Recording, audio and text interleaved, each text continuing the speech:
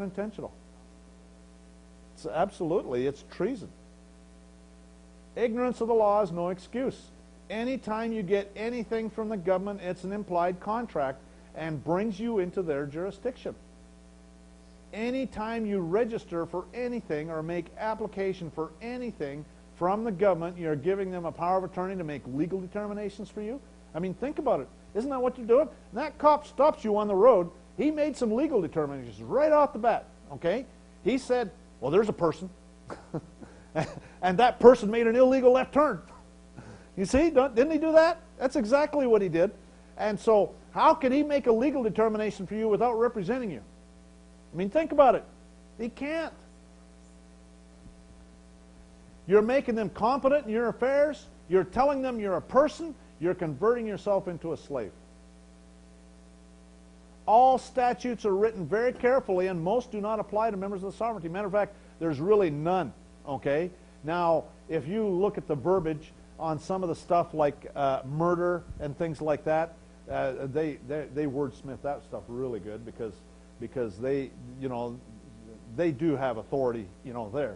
But that's it. You know, common law offenses. That's it. Yes. On capital crimes, there's always a price attached. It's a commercial thing because Capital crimes and common law crimes, they have a value in dollars for each and every one of those, which makes it commercial. They're all commercial, there's no doubt. That's the only thing they can operate in. And so I guarantee you, even if you're charged with murder, they're going to criminally convert your name, and they're just going to go ahead and proceed. You know what I mean? They'll railroad you. And my attitude is they should, you know, if it's murder. But the bottom line is they know they don't have any authority, but they still do it, you know. 99% of the time, the government is technically correct. They are. It's not up to the government to tell you that you're a member of the sovereignty. The government lawyers make up a statute that properly applies to those entities they have jurisdiction over. The burden is on us to assert our sovereignty. How many times do they tell you anything you say can and will be used against you in a court of law? How many times do they say that if you don't assert your rights, you lose them? How many times do you hear that? If a member of the sovereignty gets unknowingly involved in something which operates as a contract by which he might lose his sovereignty, he's made a mistake of law and fact. And there's all sorts of case law on that. But the burden's on you to bring it up. If somebody comes up to you on the street and says, you owe me $50, if you pay it to them, then you must owe it. But if they come up to you on the street and they say, you owe me $50, and you say, is there a contract here? Well, then all of a sudden everything's up for grabs, isn't it?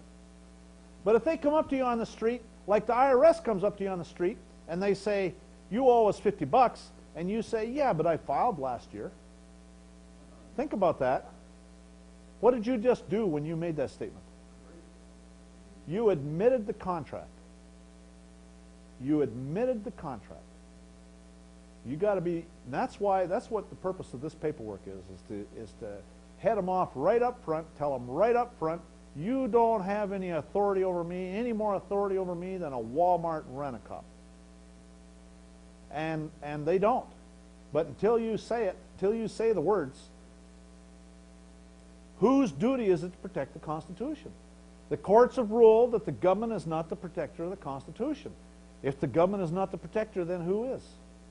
It's up to we the people. And how do we do that? We do that by challenging what the government does through the courts and administratively. And that's what the procedure here does, okay?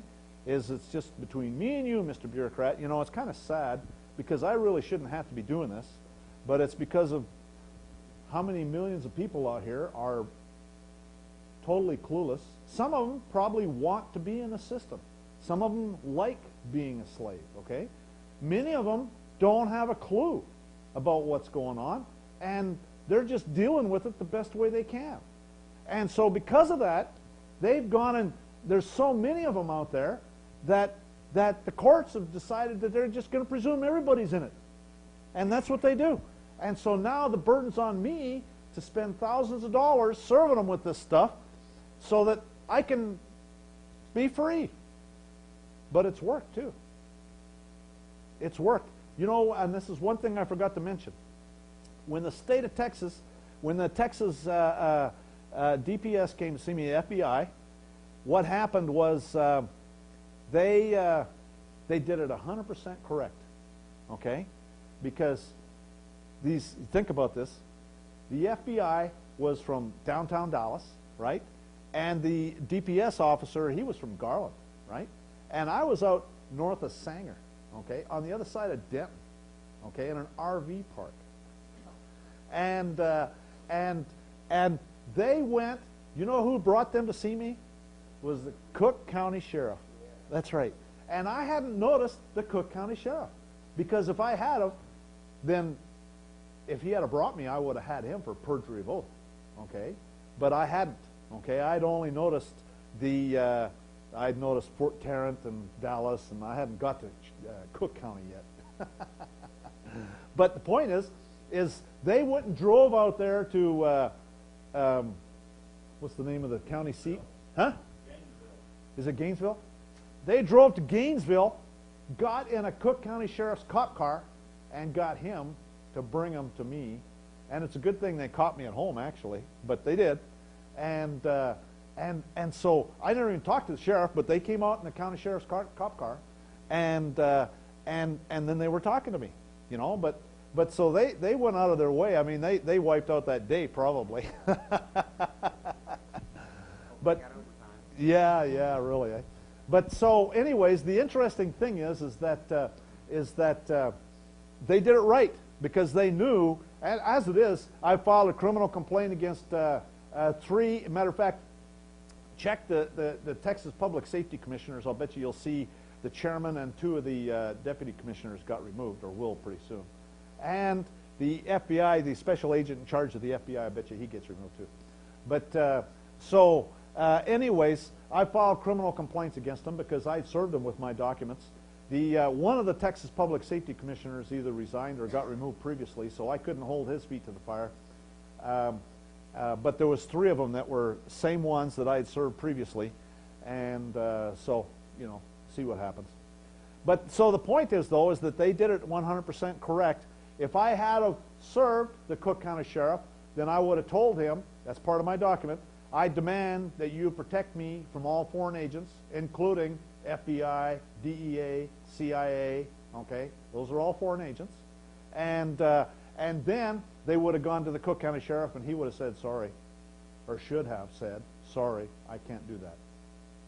He's under my protection. See what I'm saying? But what they did was correct, because they got him to bring him to me, and they knew, because what happened is U.S. Marshals, I used to work here in Fort Worth, and for Eaton, I worked on the Joint Strike Fighter program. I designed the hydraulic system for the thing. Anyways, what happened is I was filing criminal complaints against judges, and they didn't like it. Wah, wah, wah. Anyways, I was filing criminal complaints against some U.S. district judges in Arizona, and so they sent the U.S. Marshals to come and talk to me. And so when the U.S. Marshals came to talk to me, I mean, they fired me from Eaton. Just because these U.S. Marshals came to talk to me. And so they already knew that I've been to the Supreme Court twice. I'm in there now a third time. They knew that they better have their ducks in a row. But so anyways, that's the way it goes. So keep moving.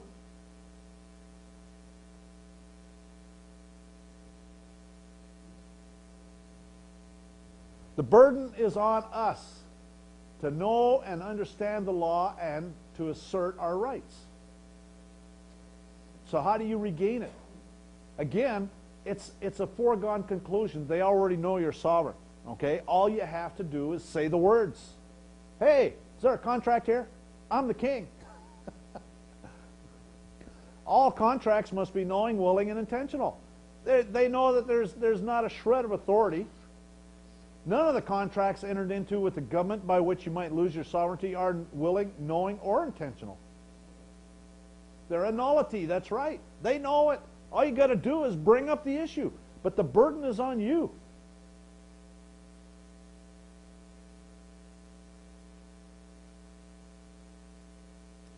Stupid piece of junk.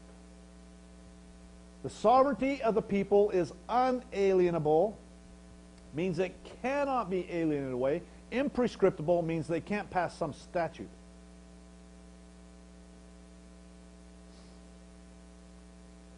In order to regain your sovereignty, you must assert your sovereignty. When you assert your sovereignty in this way, you build a case with evidence that you can use in court at a future date should you need to use so. Okay? So you're building an ironclad case. So you're going to be using Robert Savarese if you really want to have it like ironclad. You'll be using him because he's the chief judge for Nacogdoches County for the Republic of Texas. Or if you're over in Fort Worth, then Norman Sewell, who's the chief judge for Robertson County. You always, always, always use registered mail, okay? There's a whole bunch of reasons. Registered mail, you talk to any postal clerk, your registered mail is used for international commerce. I mean, think about it. You're going international. The land of Texas to the state of Texas. The state of Texas is a region in the District of Columbia, okay? So that's international. And it's kept under lock and key. I mean, there's just a whole bunch of reasons to use only registered mail. That's the only thing I ever use when I'm doing this stuff. The government attorneys may turn it over to a bureaucrat who may also respond off point. And if they do it to me. I file a criminal complaint against them. Am I going to let some pencil-necked bureaucrat make legal determinations for me? I mean, do you know who you are? If the government were to admit you're right, then they would be admitting to treason, extortion, genocide, all sorts of stuff, okay? If they're smart, they won't respond at all, okay? I have had some good responses. I had a judge in Johnson County, okay, send me a certified copy of his oath of office and surety bond, eh? I mean, that's a perfect response. That's like saying, I stand naked before you. You know what I mean? That's an absolute perfect response. He sent me a certified copy of his oath of office and surety bond. I mean, that's a perfect response. I had a sheriff in New York, what happened to the risk management department, sent me a letter. And that's a pretty good response, too. And they said, we don't believe he's caused you any injury or something like this. You know what I mean? It's their insurance. I mean, that's a pretty good response, too. It took me a while to read through the legal jargon that they were coming up there and get the summary of the whole thing, but it was their risk management department that sent me the letter. Right? But that's perfect. That's a good response. They will never, ever, ever admit anything, okay? I mean, you're accusing them of just being the lowest form of life there is. If the government attorneys will probably not respond at all, and that's probably their best course of action. If they don't, they've acquiesced, okay? In order to be true sovereign, you must be self-reliant. You must not only